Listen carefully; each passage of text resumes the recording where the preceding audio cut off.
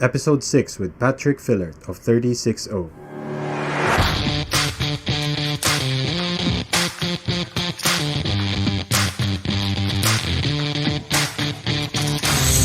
You're listening to Kendrick Loves to Brand, the branding podcast featuring stories and lessons from entrepreneurs and brand builders so you can get inspiration, insights, strategies, and tactics as you create your own game-changing brand. Welcome to the show, Pat. Thank you for agreeing to come on. Thanks for having me. Let's start with how do you normally introduce yourself to somebody you're meeting for the first time in the context of like what you do as a founder of multiple companies? Well, basically, I'll say I'm Patrick Filart. I am managing director for two companies. One is a video production service. So we do TV commercials, online ads, corporate videos, and other content for clients. And then the other company is a distribution company also for video and audio equipment. Okay. So we're exclusive distributors for certain brands of video and audio equipment. Like what brands do you carry? Currently, our biggest brands that people might know about are Blackmagic Design. They do cameras and other broadcast equipment. And the other would be Skull Candy. So headphones, earbuds, wireless, wired. So this distribution company is called Voozu. So for both companies, I have different partners with that. But for both companies, I am involved in running the day-to-day operations for that. Okay. And then the other company, the production company, is called 36-O. 36-O. Yeah. Why the name 36-O and Voozu? Voozu was just some random name I think one of the partners came up with. I actually can't remember what it's supposed to mean. And we were just thinking of something that is kind of like something that no one's ever really heard of or you know, it's like a tech startup na. Yeah. 36-O was pretty much just like 360.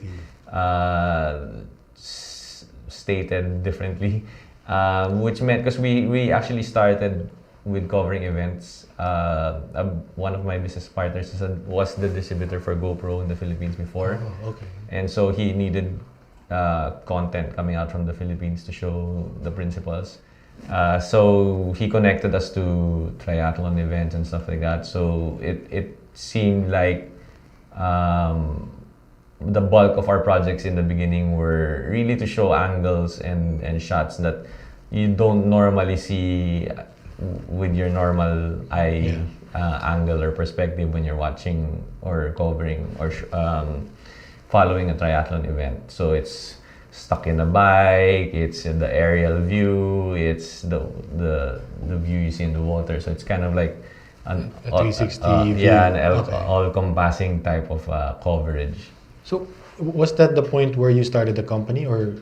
That was kind of like how we accidentally started the company. I had been in, I guess, the industry for about 2 or 3 years before that. Can you take us through that? Let's say, so after college, like what did you take up in college? I took up computer science. Basically, I had no idea what I wanted to do in my life. Everyone was just saying it was business and computer science that was a popular choice, so that's what I filled up in the application. But were you into like videos or? At that time, no. Actually, I had no idea how to make videos or what went into producing the content and film and stuff like that. In college, I did not plan to pursue what I was studying, which was computer science. I had little interest in programming, although I knew I kind of had to pursue that and stick to it because I'd be in trouble with my parents if I didn't. So you just had to get the degree. Yeah, but during college was the time EDSA DOS happened, and that was kind of like also the stage in my life where I was starting to realize how politics affect everything, and the economy and the people, and kind of just being aware of Philippines and the people and what was happening socially. And so when EDSA happened around that time, it was also me kind of observing and realizing, hey, the power of media was huge in the Philippines, wherein people or kids who had no access to schools had access to noontime shows or teleseries, right, in their TV, and that was basically where they were getting their education, their exposure to people, and because of that, actors and actresses were getting voted into politics and into government simply because they're popular. That's all they knew, right? That's all they were exposed to, and so I felt like during the time realizing all of that, how billboards affect our culture, how radio affected what people knew, how TV was huge in dictating where our culture went. I basically decided at that time that I wanted to be in media. It was more like if I had a chance to do something with my life, I wanted to have what ABS-CBN or GMA had in terms of power and influence, and kind of use that for good. Use that to kind of educate, inform in a much, again, more responsible way. Still entertain maybe, but I guess be more aware of where we're influencing culture. If ever I got to that point where I had influence and that platform. So from there, you said you were working about 2 to 3 years in production. So from there, it was basically just experimenting on different stuff in media. So I had no idea what was my in to the media industry. I didn't know if I needed to be an artista, if I needed to be a manager of artistas, the internet wasn't really popular back then also. So it was dabbling on different things. So I did short courses on 3D, on Flash, and then experimenting by myself on Photoshop and different types of media softwares and kind of learning that on my own. So that's kind of where that started, and so everything from then was kind of geared towards that direction already. So when it determined what I said yes to and what I said no to in terms of what I wanted to learn and what I wanted to try out. So from that point, what year did you start 36O? That was around 2012 already. So basically before that, I finally got into a post house as an editor. Fortunately, they took me in even though I had very little experience. And I learned how the industry works a bit there. I got to know people, and my bosses there were pretty generous with their information and the education that they gave me in terms of learning the ropes and getting exposed to being able to work in that industry. And then after that, it was more freelance, maybe another 2 years before my business partner now then was the distributor of GoPro, said, hey, I need videos, can you help me out? And so that's how we kind of accidentally started the company.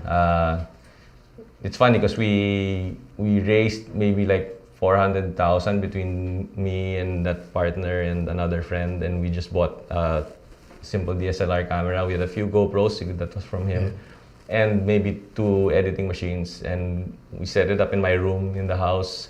I was living with my parents at the time, and so that's kind of how the whole company started. Yeah. And then Voozu was started, what year naman? Maybe about a year and a half after. So it was us, I guess, talking and saying, hey, how do we innovate? How do we make things better? How do we be more cost efficient with our production? How do we differentiate ourselves?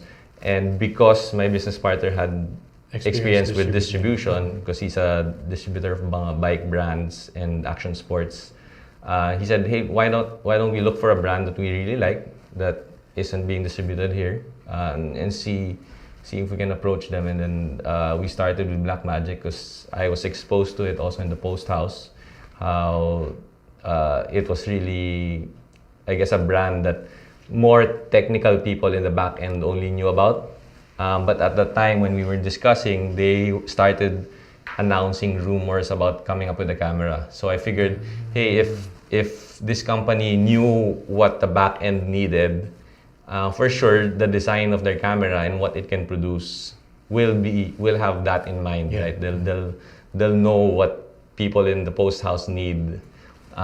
So I kind of jumped onto the idea of, hey, maybe Blackmagic would be a good brand. And when we started to talk to them and we started to hear what they wanted to do, what they represented, it kind of just clicked. And it kind of just, I guess they also ended up taking a chance on us, because it was weird. Like we only had a production house. We never distributed video and audio equipment. We didn't have any connections to that I guess industry of selling and buying audio equipment. But they also in turn, I guess, liked what we were trying to do in terms of coming up with great content at the most cost efficient price, which they also kind of wanted to promote and stand for as evidence with their products and their pricing as well. So that kind of went hand in hand, and we've been working with them ever since, I think, 2013. 6 years already. So speaking, in terms of like being able to get a brand for distribution here, I guess for the benefit of others who are thinking of doing the same, but let's say they don't have any experience or don't have exposure to the industry, like, can you take us through, like, how did you think you were able to convince them? So, like, did you have to present, a distribution plan, or? Yeah, well, I guess it's different per brand. I think in terms of Blackmagic, it was a little less formal and a little less structured than what most brands will probably require. Because the market is more niche. It was more niche, and also I guess their culture. They were more interested in finding people that shared their vision, and they were more interested in finding people that they can build a relationship with and do good business with, as compared to, okay, how much sales can you bring in, how much are you promising, and what are you going to do for us, type of thing. It was more, hey, we like you guys, we like what you stand for, we like what you're trying to do and what you want to do, and this is our vision, we feel like it works with us, kind of thing, and let's see how that goes. But I'm assuming other brands will be different. How about for Skull Candy? Like, how did that process come about? Skull Candy, and the other brands that we have a Gizomos brand, which are tripods, which you see if you're looking at the video. The cameras that we're using, we also have lenses, Voigtlander. For those other brands, it was more because we had Blackmagic. We had the credibility already, in terms of at the very least they would be interested in exploring a partnership with us already, because we had Skull Candy and Blackmagic. But also Skull Candy was a connection from my other business partner who does action sports and GoPro and stuff like that. So because of the reputation, I guess, also of the years running, so they were all already open to seeing exploring a partnership with us, and some of them actually did approach us first also. So it kind of grows from there. So I think the more important or the bigger factor from us in terms of the distribution was partnering with the right first brand, and then being able to grow with that. So that was huge. Because I think with distribution, it really becomes a domino effect. Once you have the right brand, that it establishes your credibility. Especially if that brand is very, I would say, like, if there's a reputation also for that brand, that they don't just randomly choose distribution partners. So if they choose you, the other brands will say, okay, I think. Yeah, and it's funny because we got into it, and we were just kind of learning as we went, and we were understanding, I guess, the privilege that we had because we were Blackmagic distributors, and parang knowing or learning about it after the fact that there were a lot of dealers, there were a lot of other Who are more trying to get established it. companies that had been applying and that didn't really appreciate their decision to go with someone who no one knew, type of thing. So yeah, we were learning all of that after the fact already. So related to that, what do you think distinguishes your group from other distribution companies? Well, we've always prided ourselves in, I guess because from the start we wanted to, I guess, partner with brands that we felt gave great quality, but at the most, I guess, cost-efficient price possible in the market. Meaning, we didn't feel like these brands were just selling at a certain price because they could sell it at that price. We like partnering with brands that sell it at the price because that's what they feel is fair, and that's what's most accessible to people in terms of being able to sustain their business. Yeah. So it's like everyone says, like with Blackmagic, with their cameras, they sell it for, let's say, $5,000, $6,000. If it were any other brand, they would have easily just sold it for $25,000 because all the other competitor brands with the same specs or similar range, or that it's being compared to, are always at that or more expensive. So it's that kind of mindset in terms of finding, with Skull Candy, we feel like, they could easily sell their headphones at 20, but they're selling it at 12,000 at the moment in the market, and stuff like that.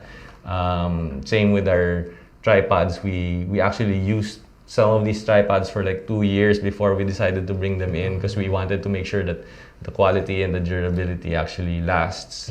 But we liked the pricing. It wasn't the cheaper range, and it wasn't the expensive range. It was kind of in the middle. But when we tested the quality, it lasted. So we like that type of thing. So in terms of a distribution company, we want to be known as carefully choosing the brands that we partner with, and understanding that we won't promote it and carry it if we didn't believe in it in terms of quality and in terms of the price point, that it can be accessible to people. What do you think? Like how are you able to balance your time now you're running 2 companies, so how do you divide your time? Plus you also have another a company industry. Yeah, well, the industry is under the 36. video production, the 36-O. Balancing time is always a challenge. I don't think I've kind of solved that problem. So there's always a trade-off. There's always I focus on one company. I feel like there's more to do in the other. I focus on certain efforts on a certain, I guess, direction that we want to go. I feel like the other one suffers also, and the other one kind of slows down. So that one is just kind of like a day-to-day, week-to-week, month-to-month adjustment all the time of hey, I need to do this better, or I need to work on this more, or I need to improve, or I need to change things here and there. So that's always kind of constantly evolving, constantly tweaking and changing. Yeah. So can you take us through a typical day? You're also a family man. You have 2 young kids. Mm-hmm. Well, a typical day right now changed maybe 2 months ago. Simply 2 or 3 months ago, just because when we moved, the warehouse that we moved to has times where it's heavy traffic. So I asked also the office, and they all kind of voted to start the day at 8 a.m. So our office now starts at 8 a.m. so that everyone can leave at around 2 or 3, depending on the workload. So that's basically where we are now in terms of schedule. So it's about an 8 to 3, 8 to 2 p.m. work time. And then I make sure that after that I spend that the rest of the time with family, because my youngest daughter also sleeps early around 7:30. So and then after that, it's either just going out with friends very rarely, or just staying at home with my wife. And then Saturday, Sunday is basically for church, for family, and basically my wife holds my schedule on Saturday and Sunday. So I don't know week to week what she has planned. Sometimes she'll say, "Oh, I have other plans," and then I can plan. But for the most part, she knows my schedule better than I do on a Saturday and on a Sunday. I think that's typical of husbands. Okay, let's switch gears a little bit. So you've been running your own company for like a long time now. Two companies actually, plus industry, which I think is sort of like a separate thing altogether. What's the like toughest adversity you've had to deal with over the years of running these companies? I guess not it's not one particular adversity. I think it's basically just understanding that it's a roller coaster ride. It's up and down all the time. There are days when you wake up and you feel like you're making progress, you're making strides towards your goal, and you're getting somewhere and you're accomplishing things, and then the next day it's putting out fires and wondering if this particular problem is going to be the end of the company, or if you're going to have enough cash flow or money to kind of survive the month or survive the week. To make payroll. So it's really an up and down thing. And that in terms of emotional, I guess, stress, that does take a toll on you. And in general, that for me, I guess that's pretty much in terms of business, the gist of the adversity. It's being able to survive that up and down type of thing, but also not just kind of survive, but I guess thrive in it, and also change as needed, and also make sure that it doesn't affect your personal relationships with your family, with your kids, with your wife, right? Because a lot of times it's tough not to bring it home. It's tough not to take it and to take it out on the people, that have nothing to do with it, right? So basically that's probably for me the biggest challenge that I've been learning to kind of try to deal with every time. So what do you usually like say to yourself during the part of the roller coaster where it's more down? Like have you had moments where you felt like you just wanna just pack it all in na, tama na, or? Yeah, well, it's always, I mean, every time you're in the situation, it's always the grass is greener somewhere else, right? No matter, I guess, even if you're Bill Gates, I think he'll probably have those thoughts also, where he'll probably say, I have enough money, why am I doing all this? Right? But I guess at the same time, for me,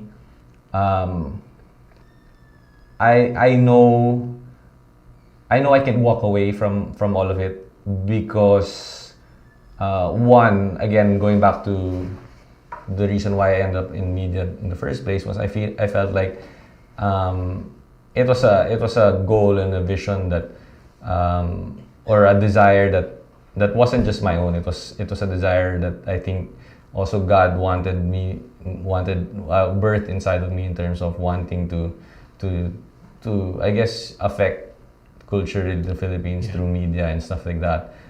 So if it's something that ends up maybe failing in a week's time, or 2 weeks time, or 3 months time, I feel like I can walk away from it, because I know that, hey, it wasn't for me. It wasn't something I would have wanted to do for myself. It wasn't a selfish thing. Of course, it comes in all the time, the selfish, like your reputation's on the line, the pride's on the line type of thing. But at the end of the day, it's like, hey, if God wants something else for me, then I guess it's time to change direction. But at least I know I tried, and I went, and I did my best in that direction, in that effort, as best as I could, at the time that was given to me to do it. To do it.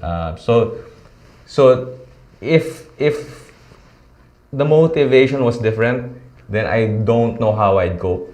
If the motivation was like, hey, I want to be the next billionaire, or the motivation was I want a car and sports cars or stuff like that, then I wouldn't know how to cope with failing, because it would be about, what would people say that my business failed, or it's more of an ego thing. Yeah, what would my reputation be if if I ran the business to the ground, type of thing.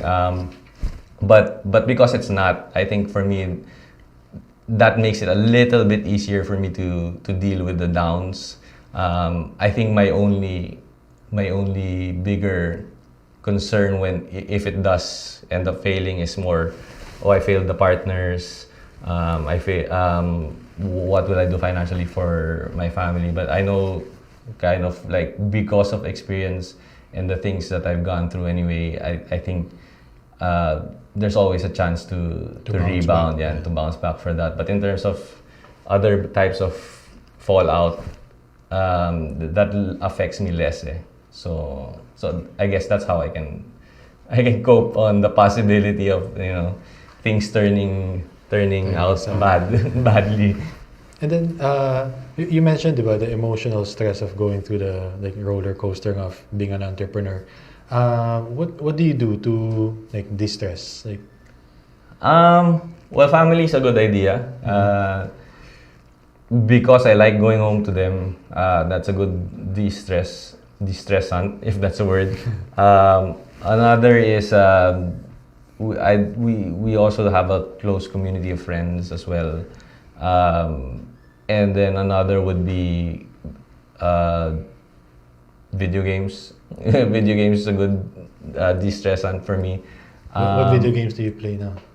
Right now, Ghost Recon Breakpoint just came out. So we're all trying to figure out how to connect and find common time to play with each other. NBA 2K just came out also. Yeah. But other than that, it's also, I guess, church, ministry, service, quiet time with God, just in the morning, to kind of focus on get your mind right on the important things. Do you meditate? Do you? Well, I try to, but not as much as I need to. But yeah, that would be an important thing to put in the day to make sure that you don't lose your mind. Yeah. Agreed.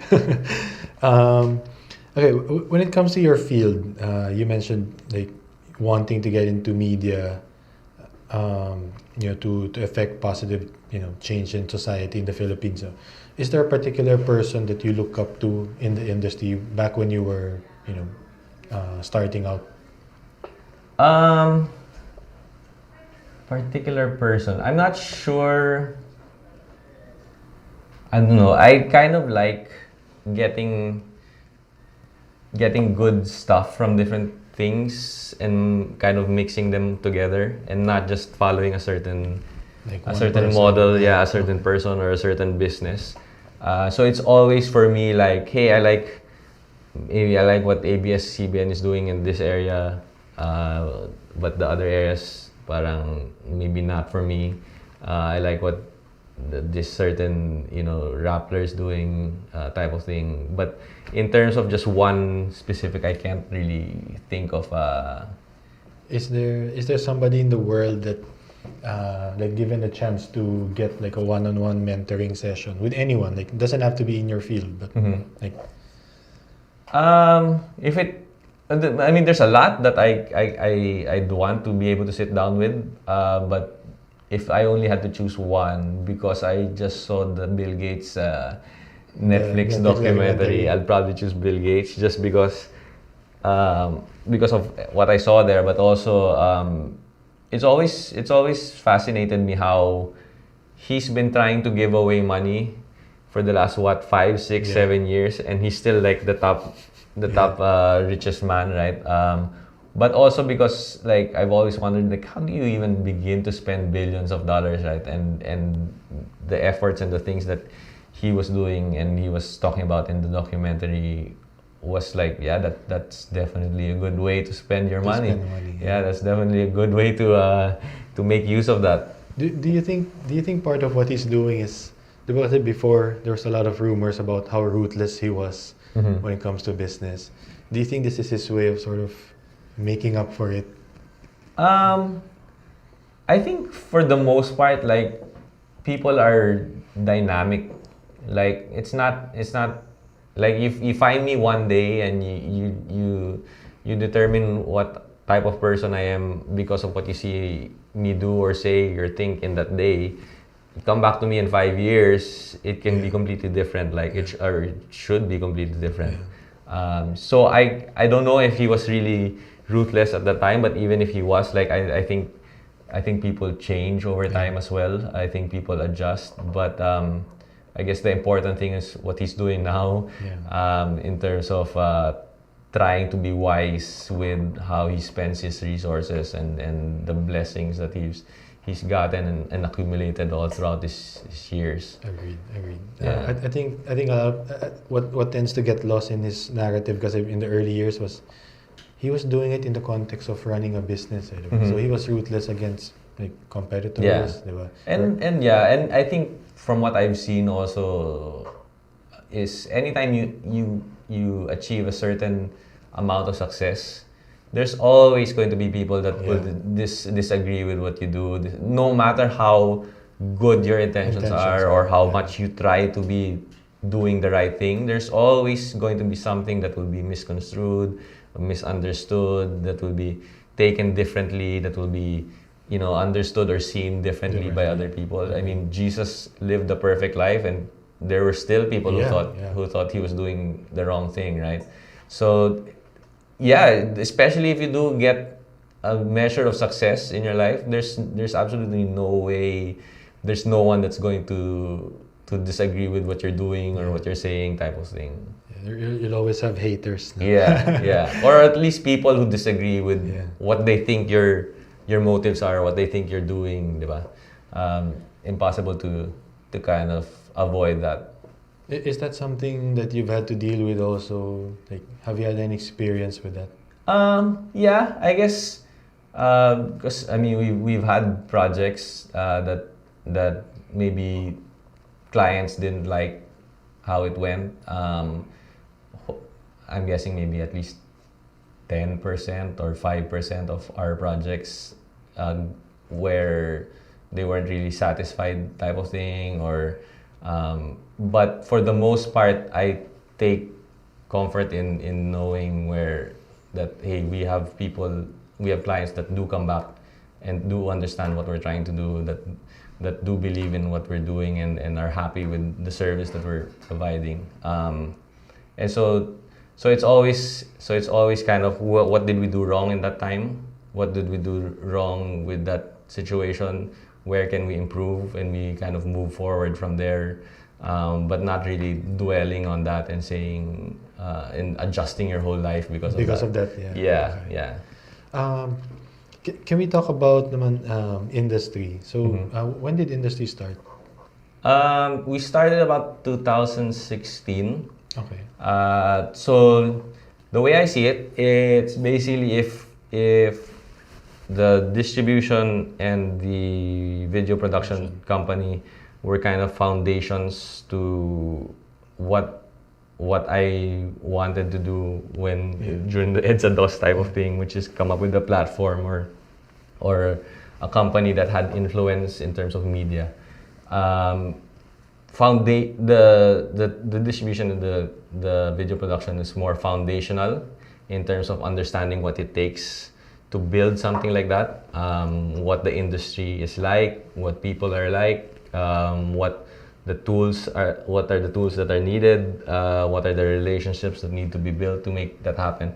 And the channel was more of kind of like the first visual step towards that, wherein let's try to build now a platform that entertains, but also hopefully educates or informs, or at least people come out of it, even if it's like a 3-minute episode or a 5-minute episode, will think, hey, it added to my life. Like I got new ideas that I can explore, or a new hope in terms of what I can do tomorrow type of thing.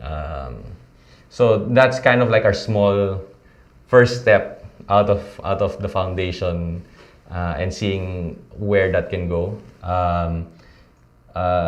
I think our biggest challenge lang now is because that is funded by sponsors.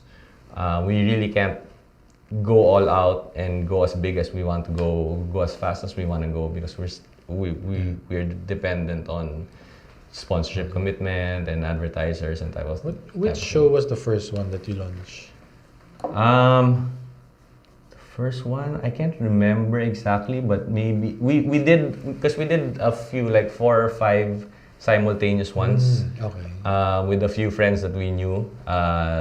So we had one with my wife and 2 of her friends, si Nicole and si Kelly. They did like kind of like a talk show, eat, drink, and be married. So it was about relationships and young married couples. And then we did one with Nikki. So it was Ask Nikki about the things that interest her, but also the messages that she gets through social media, and then she answers through an episode type of thing. So those were a few of the first ones. We also had a parenting show where we had different parents, practitioners, experts, just talk about different parenting issues. And they're kind of just giving people different perspectives, angles, opinions. So if it's a breastfeeding episode, it's all of those parents, all of those practitioners and experts talking about breastfeeding, what they thought it was, what the benefits are, what it was like for them to go through that type of thing. So when you're watching, you just get different, I guess, sides to that certain issue as a parent. So those are the first 3. Maybe another one was live performance from local artists. So kind of like a wide range of genres and topics. And then so now, recently you announced this festival. Can you tell us more about that? Yeah, so basically now what we want to do is kind of try and see. So since we started 2016, we've been producing in-house the shows. Hopefully it's been good quality. If you check it out on industry.tv, TREE. But now we want to turn it over to the people outside also, and saying, hey, we know Filipinos have great talent in telling stories visually also, and scoring and audio and stuff like that. So we wanted to see if we can attract them into our platform and say and kind of help promote Their content, what they can do also. And so the whole festival is kind of just a calling to filmmakers and video makers. If they have ideas for short films, for music videos, or for maybe travel. So this is open to all. Yeah. So we wanna bring those in, and maybe with the following and the platform that we built with industry so far, we can use that also to promote what they've done, what they can do. So how can they join the festival? Right now, we have a form on our site, Okay. and then on our social media and Facebook and Instagram, we also have constant announcements and links to where they can fill up the information. So we have about 3 more weeks to go in terms of waiting for submissions, and then we will choose finalists that we will also help out in terms of resources, with cameras, we have other sponsor brands also like Cranes that will help out with renting for better shots. And then we also have Henry's, the store professional, helping out. They will also lend the finalists some audio equipment that they can use to shoot their film or their travel video or their documentary type of content. And then the winners, what are they? What can they expect? Like the winners, well, we posted the prizes per category.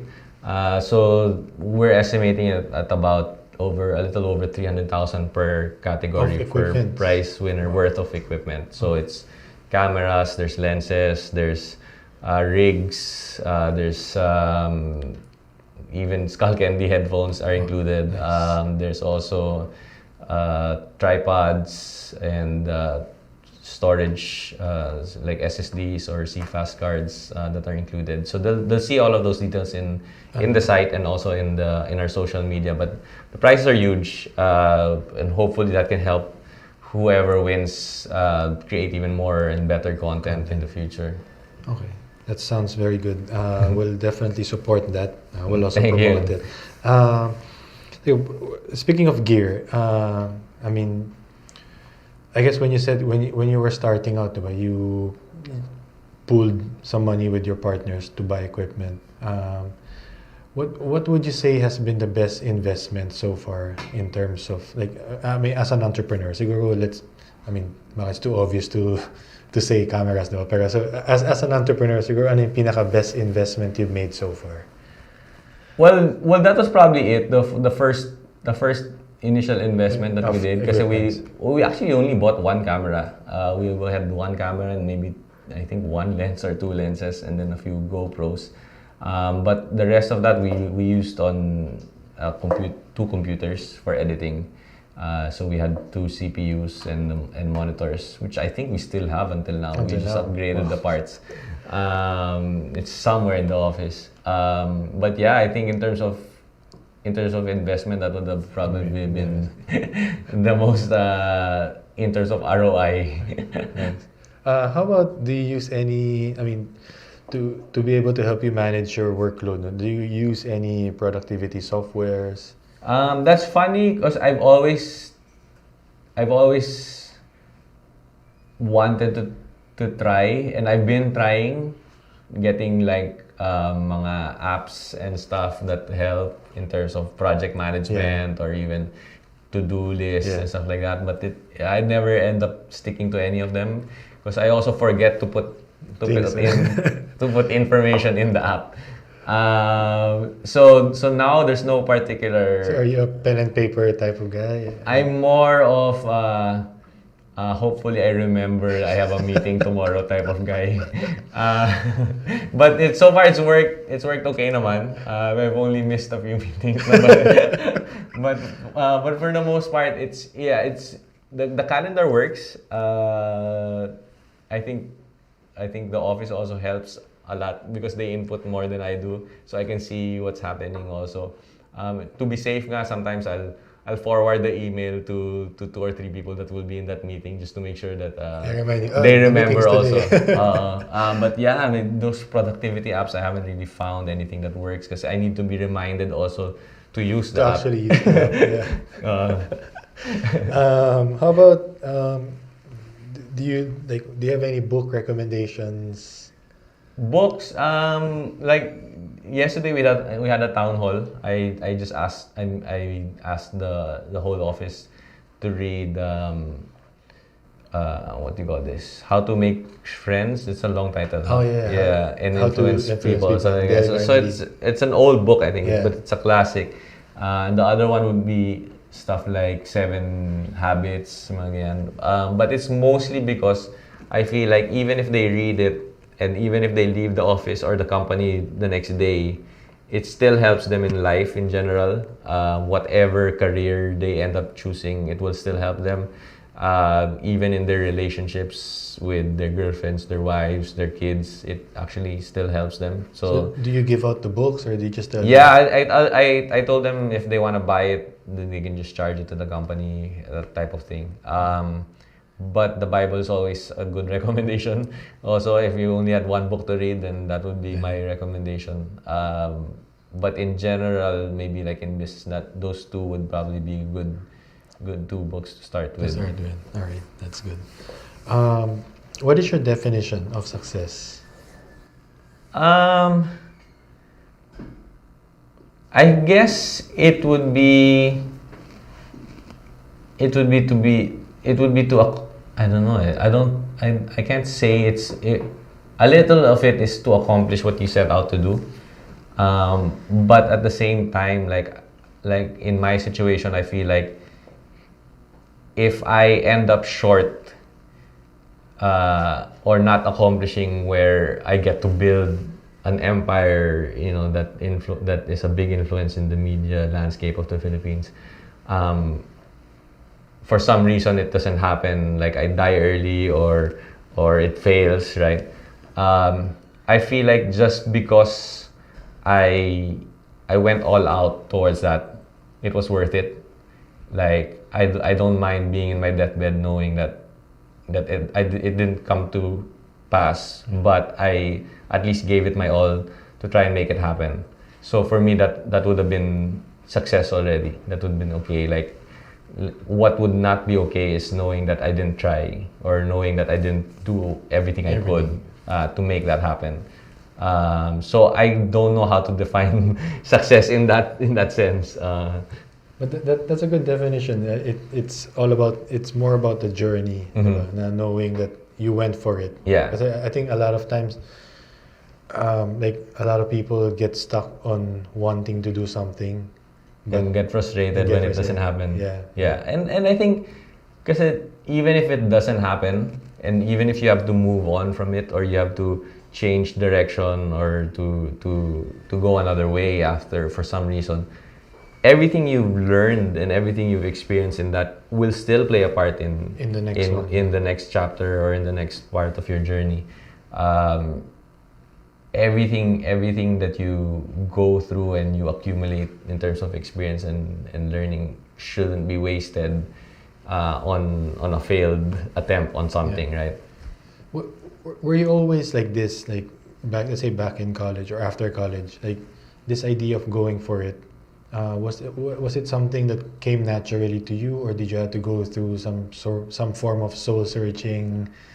Kaya ko ba yan? Yung mga ganun.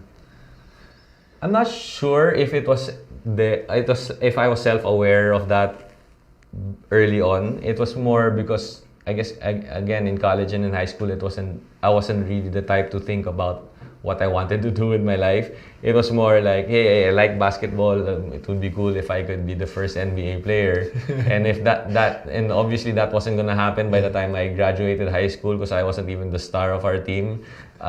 So it's like, okay, what do I do next? I don't really have a plan, type of thing. But I did know that ever since, because I guess of my background with growing up in church and as a Christian and stuff like that, I did know that whatever I was gonna end up doing, I wanted to matter. I wanted to make a difference. I didn't know how that was gonna look and what that was gonna be. But for the most part, I wanted to make sure that wherever I ended up, it would at least be a stepping stone towards that. So in terms of that mindset of self-aware, I think that's what led me to where I am now in terms of what I want to attempt to do with my life. So, do you ever experience self-doubt? Maybe every hour. Yeah, I mean, it's like, again, it's 1 minute you're confident and you're doing well. The next minute you're like, what did I do wrong? What can I change? What do I need to do better? And what do I need to learn? What do I need to I guess to work harder on? So yeah, all the time. All the time. So how do you deal with that? Like how long does it last? Like kasi I think like in my experience, sometimes I get into a funk, like when things are going wrong, parang you feel like, what the hell am I doing? Parang, why did I do that? And then you start to question yourself a little bit. So Yeah. how long does that parang process take, and then how do you snap out of it? I guess there's no real average on the time of how long that It's happens. more of it comes. It comes and it goes, but it's more it's realizing that, hey, like you get hit with something, it's realizing that what you do next determines how productive you will be. So like if I'm gonna spend 3 hours moping about it, what does that help in producing, right? Like but if I spend like 3 hours playing video games just to get distracted from it, then I can tell myself that that's me resetting, or actually I don't play 3 hours of video games. I can only play like an hour at a time. But yeah, it's just like still being a little more strategic and logical, even at that in the funk stage, wherein like let's say okay, I don't feel like putting in the work now, so what will help me get back to that mindset or that state? So is it watching a film that will inspire me, or is it playing a video game that will get my creative juices going again? So it's more being intentional about what you do in that funk stage, and making sure that it will still lead to productivity. To a better state yeah, of mind, yeah. Okay. So you've been doing this for a long time. No? We're towards the end of the show now. Do you still remember the day when you decided to start the company? Yeah. Yeah, I think it was more yun nga, my friend and another friend, we were having lunch. We've been friends since we were grade school, and he was like, yeah, hey, I'm GoPro distributor for a few months now, and the principal in the States want videos coming out of the Philippines to show lang that people are using the GoPro cameras and stuff like that. And so he said, can we come up with some stuff? And I have connections to triathlon events, and we were like, yeah, let's go for it. So the reason why I asked, like knowing what you know now, it's been like 7 years since you started 36-O. Knowing what you know now, if you had a chance to go back in time just for 1 minute to talk to Patrick at that stage, what would you say to yourself? I'm not sure. I'm not sure if giving that Patrick more information than he really had would help or not. Kasi I don't know if I'll freak him out or if I'd like get him complacent on things. I'm not sure. I'm not sure if it would help if I gave him if you'll actually talk to him. If I gave him additional information. But yeah, it's more, if I was going to warn him, it was more to be prepared, with the emotional toll of the ups and downs and the roller coasters. Because he thinks he knows, but he doesn't know, type of thing. But again, I don't know if that will be useful information for him at that time. Do you think he would, do you think the younger you would have been freaked out na? Parang ganyan ba? I'm not sure if he'd be freaked out. It would probably be more like, oh, you get there pala eventually, so you might and I might end up relaxing type of thing. And I'd say like, yeah, kaya ko naman yan. I'm not really an emotional type of guy, or I don't get affected that easily compared to other people. So kaya ko yan. But it's definitely not what I would have expected or what I would have imagined if someone told me that before to brace myself for something. I think that's typical of, diba, when you're starting and you don't know what you don't know. So yeah, exactly. You think, kaya ka lahat yan, then yeah, exactly. And I think for the most part, a lot of it is, well, people say luck or fate or whatever, but I'll attribute it to God, right? Which is, He pretty much dictates anyway where things fall and where things land. Yeah. So I think with the last 7 years that we've been operating as a company, there have been 1,000 scenarios where we would have failed and gone under, because if things happened, and there would have been 1,000 scenarios where we would have been a lot bigger than we are now if those deals push through or those partnerships happen. So at the end of it all, it was more like maybe 5% of it was my hard work and the skills and the talents that I had, which is still because of God, right? Yeah. And 95% is really just, I guess, circumstantial in terms of people you meet, people you end up partnering with, people you end up working with. So a lot of it is nothing you can control. Yeah. Like, I guess with my experience, if I was looking at it, if Mark Zuckerberg, let's say, or a Bill Gates started again, I don't know if they can even do that again. The same thing, The same amount of success, the same, Correct. because again, a lot of it is circumstantial. A lot of it is, for me, it's God dictated also. So it's being able to let go of things you can't control, and not stressing too much about that. Okay. That's good advice, actually. Actually, you should tell that to your to Patrick before. Pero I mean, the Patrick before would say, yeah, I know that. But yun nga, it's different knowing head knowledge and knowing when To experience. you get through it na. Yeah. Okay.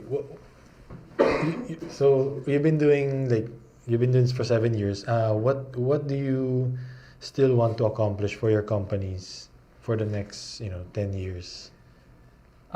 Basically that. It's basically coming up with a platform that where we can create and we can be proud of the stories that we make and the films that we produce, even the music that comes out of the platform.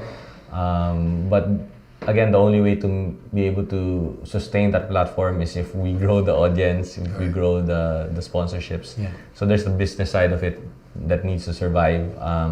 But being able to grow a platform where people go to it for entertainment, but they also get something out of it, Yeah. like it adds to their lives, type of thing. And then for 36O, it's basically just getting better at what we do, getting more cost efficient with what we do, being able to produce great quality at the best price possible. For the distribution, it's more partnering with great brands that we believe in and helping them grow in this market. Basically hoping that because they partnered with us, their brand is healthy and strong in this market. Yeah. So before I ask my final question, where can people follow you? Where can people follow your work?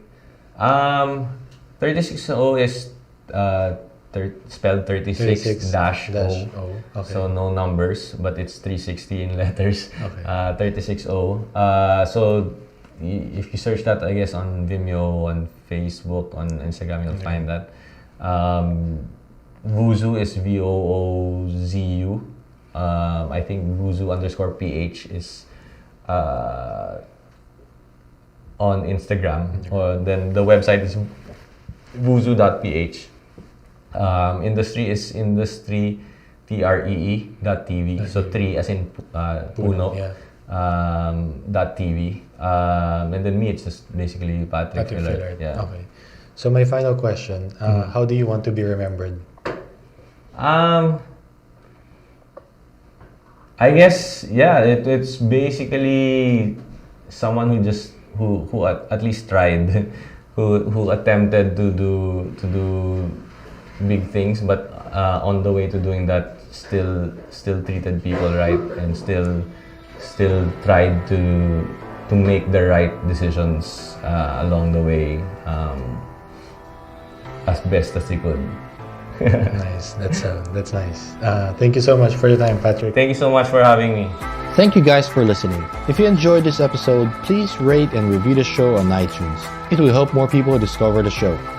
You can also share a screen cap of the show on your social media accounts. Make sure to tag me and let me know which part of the episode you like or didn't like. All feedback is certainly welcome, so feel free to reach out to me on Instagram @KendrickCo to let me know what topics you'd like to be covered next and who you want to hear or learn from in future episodes. Until next time, do the work you want to see done, because life's too short to not be creating your life's work.